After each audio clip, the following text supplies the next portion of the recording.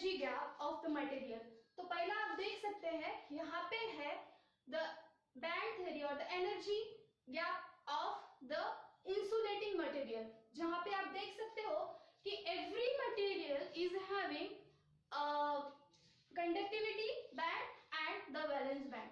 तो इसके लिए आपको ये पता होना चाहिए कि एवरी मटेरियल में होते हैं electrons, protons and neutrons.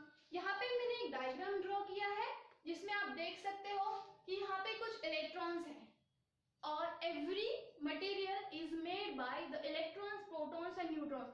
As we know that the protons and neutrons are situated in a nucleus of the material and the electrons revolves around the nucleus. तो हर मटेरियल को डिफरेंट डिफरेंट ऑर्बिट्स होते हैं।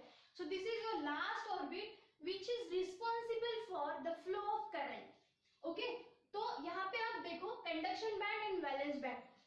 Previously हर electron जहाँ पे वो current के लिए रिस्पॉन्सिबल होते हैं, सब इलेक्ट्रॉन्स पहले होते हैं वैलेंस बैंड में। जैसे हम उसको स्टिमुलेट करते हैं वो आ जाते हैं कंडक्शन बैंड में। तो आप यहाँ पे देख सकते हो कि वैलेंस बैंड है, यहाँ पे कंडक्शन बैंड है और ये एनर्जी गैप है इंसुलेटर का।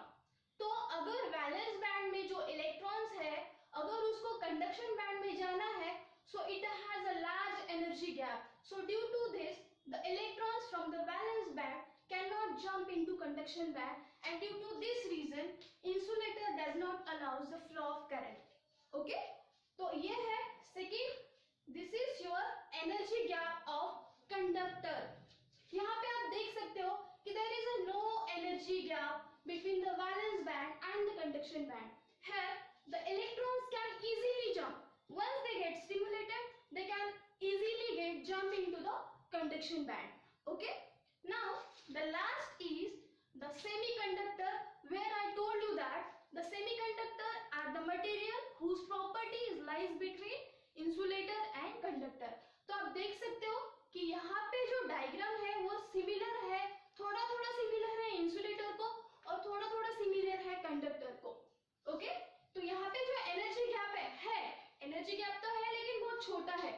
जहां से मतलब क्या है, हमको कुछ ऐसी मेथोडोलॉजी अडॉप्ट करना पड़ेगा कि जहां से वैलेंस बैंड में जो इलेक्ट्रॉन्स है they will move in a conduction band. Okay, so due to that reason we have defined that the semiconductors are the material whose property is lies between insulator and conductor. इसका मतलब ये है कि हम valence band से conduction band में electrons को move कर सकते हैं। ओके, तो इसके लिए हमको पढ़ना पड़ेगा सेमीकंडक्टर मटेरियल का बेसिक। तो सबसे पहले हम देखते हैं कि उसके टाइप्स क्या है। ओके, तो semiconductor is having two type, one is intrinsic, another one is a extrinsic. Okay, so intrinsic is nothing but the purest form of the semiconductor and extrinsic is nothing but the impure form of the semiconductor. तो intrinsic के examples है silicon and germanium and extrinsic के examples है p type and n type. Okay, तो p type में आता है gallium और n type में आता है आर्सेनिक। So ये है आपका semiconducting material. Okay, इसके बाद हम देखते हैं इंट्रिंसिक क्या होता है, एक्सट्रिंसिक